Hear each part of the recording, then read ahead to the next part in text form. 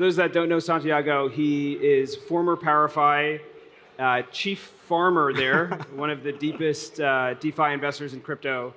Left in 2021, 2022, started his own family office, and has been a seed investor in Aptos ever since. Yeah. Thanks, Neil. And I'll give a brief intro of how I got to know you. I became really interested in Aptos after farming pretty much every single protocol in Ethereum. And it became clear that it was not very secure, a lot of hacks. And we talk about that. That's going to be a recurring theme in the conversation. And then when Aptos came along, I still remember vividly, like when Facebook launched their initiative, Libra, and most people in crypto were really, really bearish on that. They were like, oh, the institution is centralized. But I vividly remember this like Venn diagram, this circle where all the different partnerships, and I thought that was incredibly bullish. Of like, this space is actually growing up. It's becoming very, very legitimate. And then you fast forward to when Ben from PowerFi actually called me and said, we're investing in Aptos, you want in? I said, wait, this is the team within Facebook that had to leave because it couldn't be an initiative that happened within Facebook to really grow. I said, absolutely. So, maybe with that, I mean, it's been a long journey since. It has been. Yeah, I think most people appreciate that, right? Because if prices are not going up, everyone's like, this tech is garbage. This space is only for speculation. Crypto is going to be a nothing, right? Yeah. And we're kind of in that environment where NFTs are down. But I think most people lack context and don't really look on chain. So I'd love for you to kind of talk about the traction that you guys are getting. So I guess very timely, because our network just published an issue on Aptos. So I'm just going to read some stats from the report. There was a high of 1.2 million daily users on Aptos earlier this year. Nearly 2 billion has been bridged to Aptos this year. TVL has tripled since the end of last year. And not only that, we're seeing record-breaking daily transactions.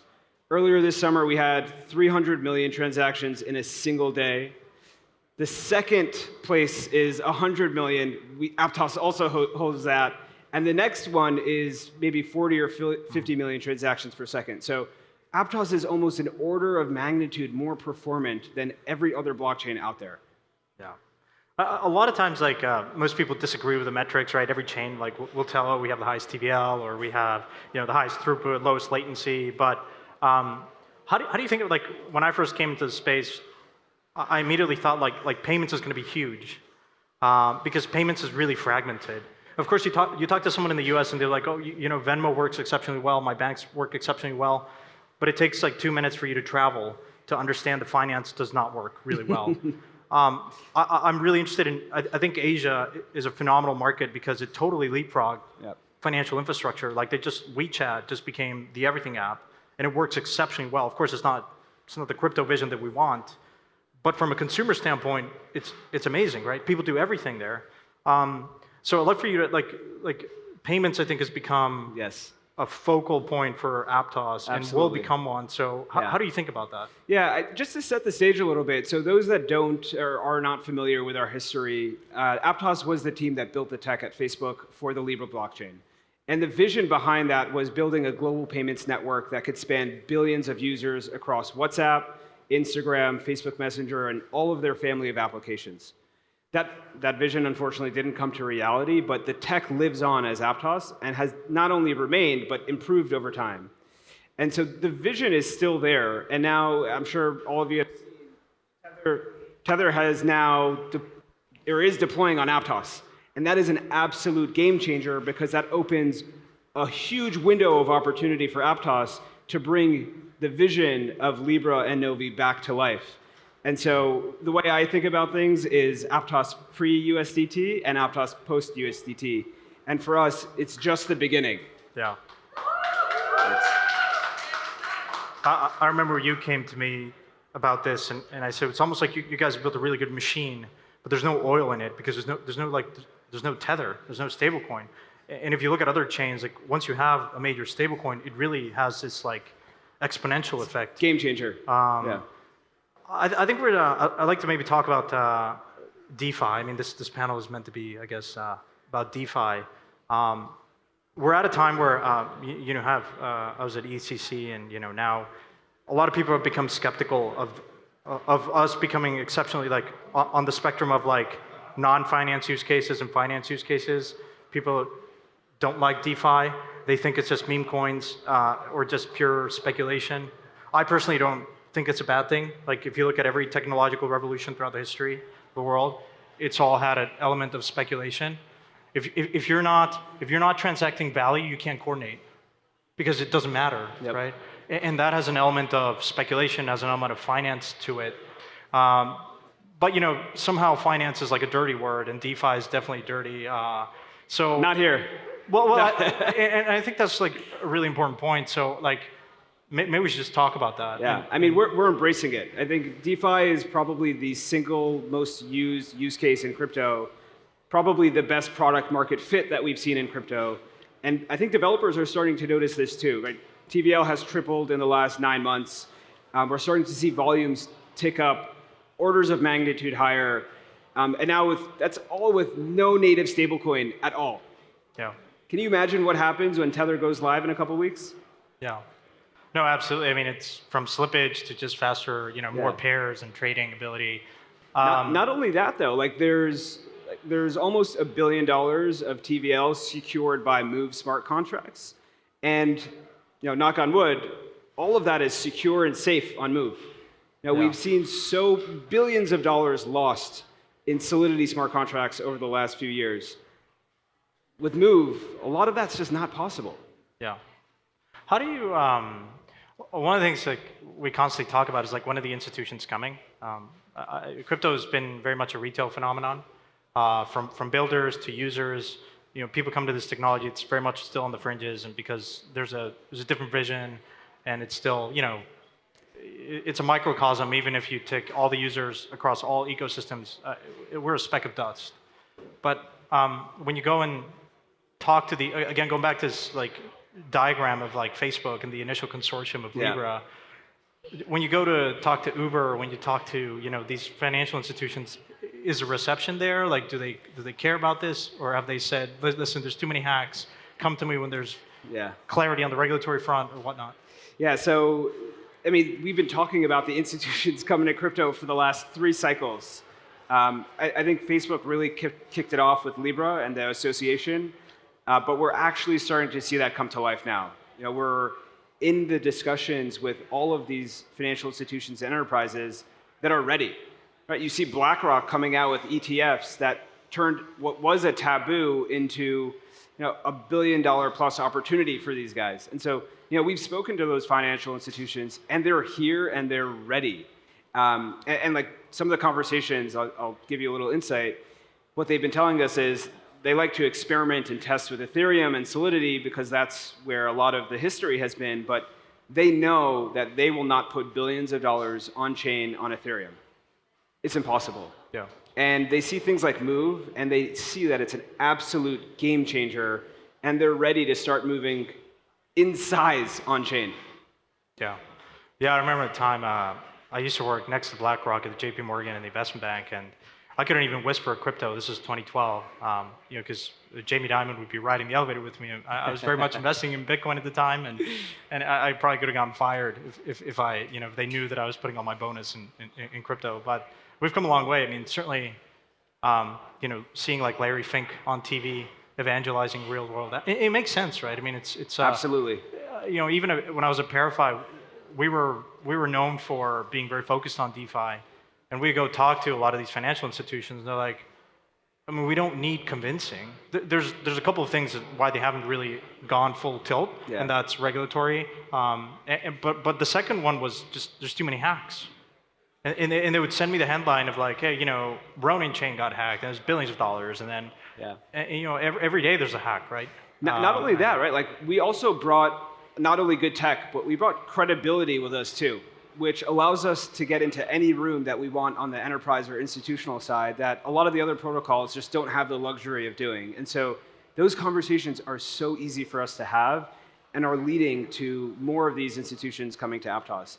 And from what I've seen, it's people ask, are you focused on ecosystem? Are you focused on institutions? And for us, I think you've lost the plot if you only focus on one. Right? Like we have this one of the strongest developer ecosystems in all of crypto. And just look around at some of these folks here. I think Alex from Aconia is running around. A couple other DeFi protocols are here.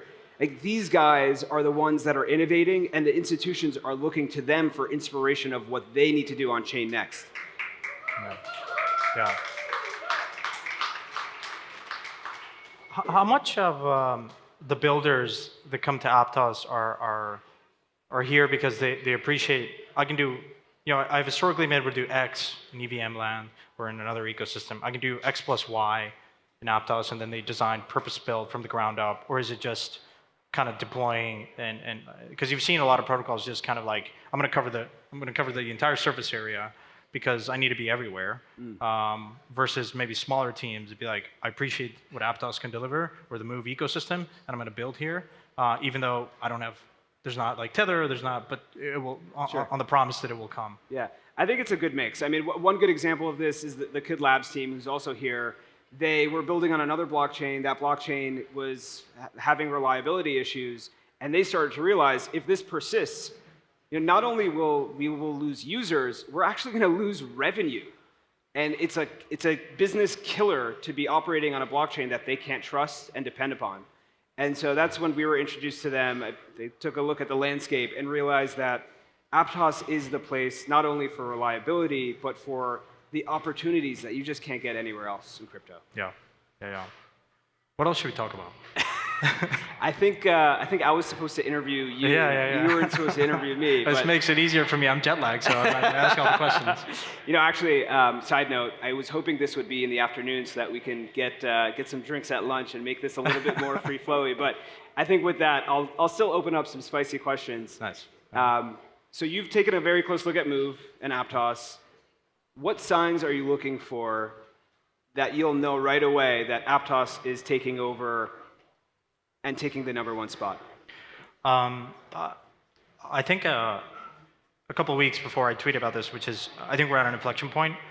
My prediction back then was we'll see a marked increase in activity because of Tether. And I'm looking at that, and I think you've already started to see a pretty marked increase in both assets that are being bridged, the number of activities. I think there's 180,000 active wallets that are doing some sort of transaction on the daily. Obviously, the integration with Layer 0 is really important to bridge assets. So it was close to 2 billion assets that were bridged. Yep. And I just, my insight as an investor comes from using things. And so when I use Aptos, it just works really easily. And so I don't know. I couldn't point to one or two things, but I think this is a major inflection point. And if I see more and more activity, then it's just a sign, right? You're talking about Tether? Yeah, just Tether in general. I think it's huge. Right? Yeah. What's your view on payments more broadly? That's one of the original use cases of crypto, yet it's almost non-existent where we are. Yeah, I mean it's very perplexing because it's a killer use case, like just the ability to do microtransactions for subscriptions, the ability to just pay easily, not having to trade at the airport local FX for a local shitcoin. I mean, all of these things should be working, but they haven't, right? But I think it will.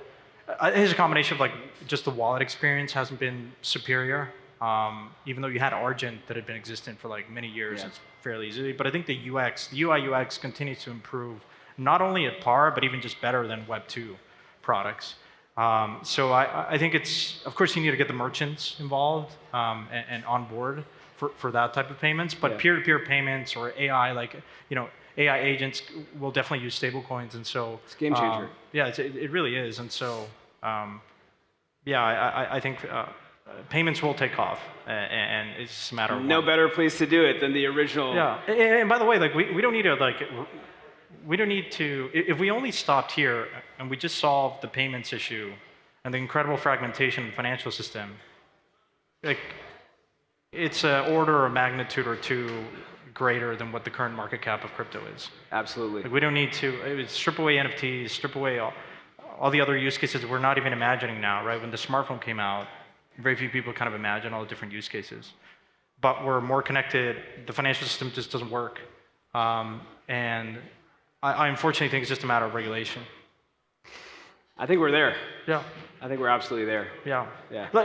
People are really, if you look at prediction markets and where the crypto markets are trading, people are focused on which administration is going to win, and are we going to like, Bitcoin, if you overlay like the prediction for Trump on Polymarket and the price of Bitcoin, it's like almost like perfectly correlated. Yeah. But I think like the real question should be, where are we in terms of the hostility and resistance towards crypto? And I think that's peaked, and it peaked right before the ETF.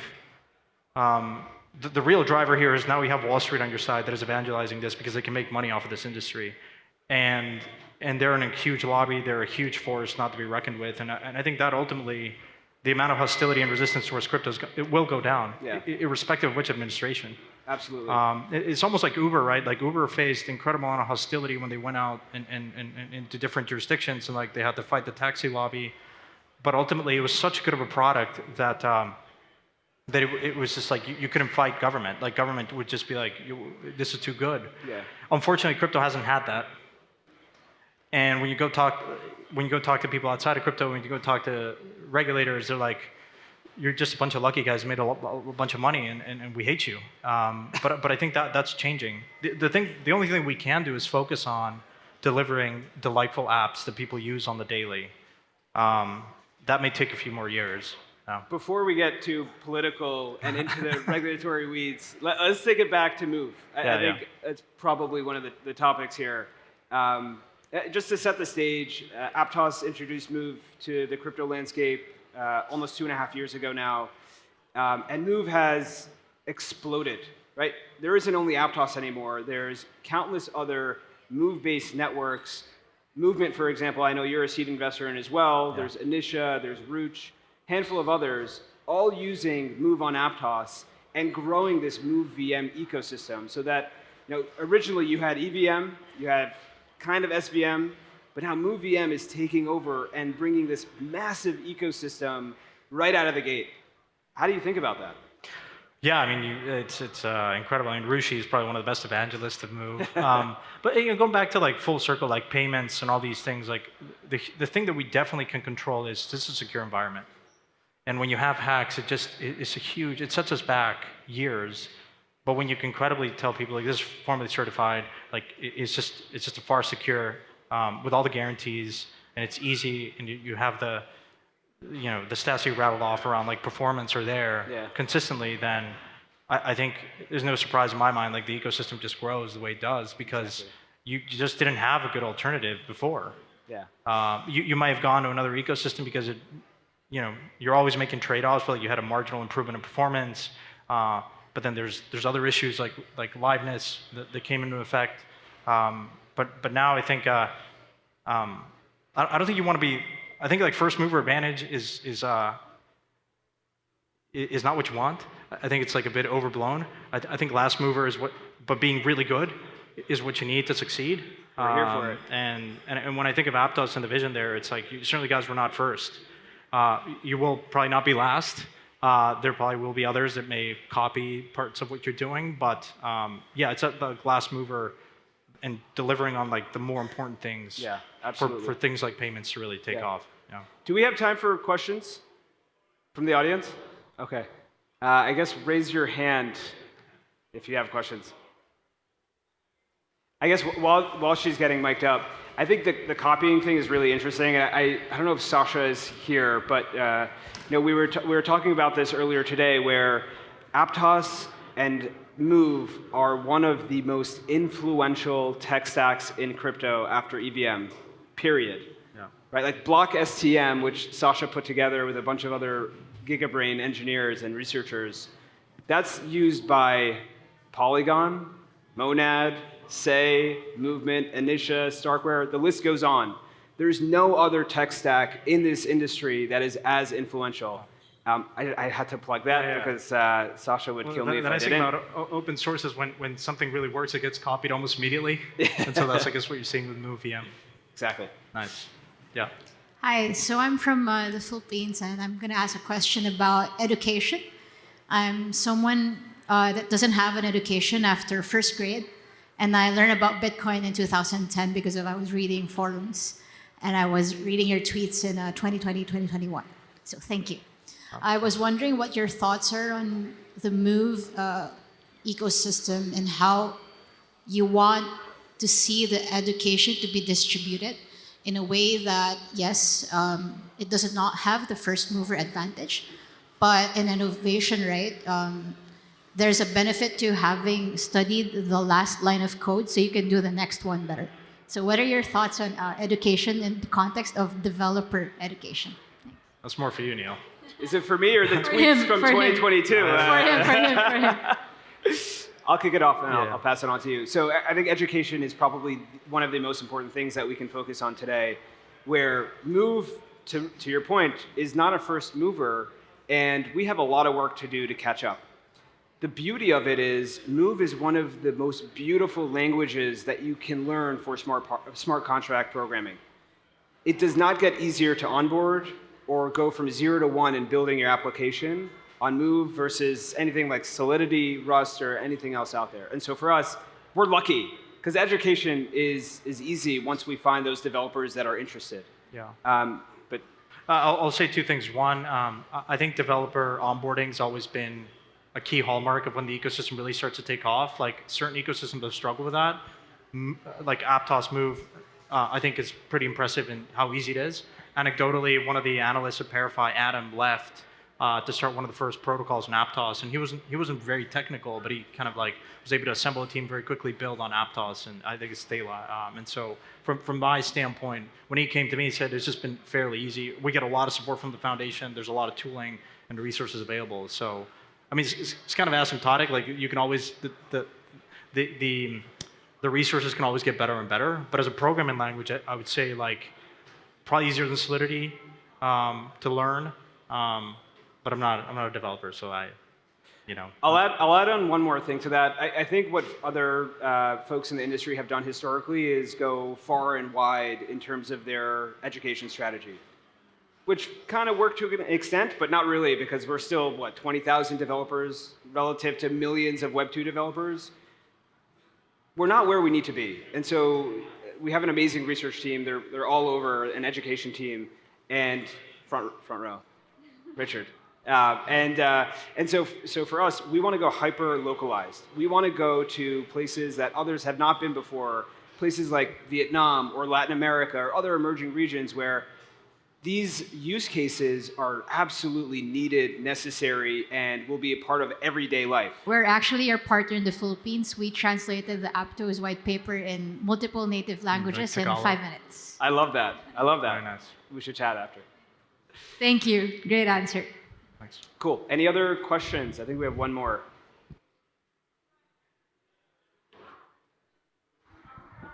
Thanks.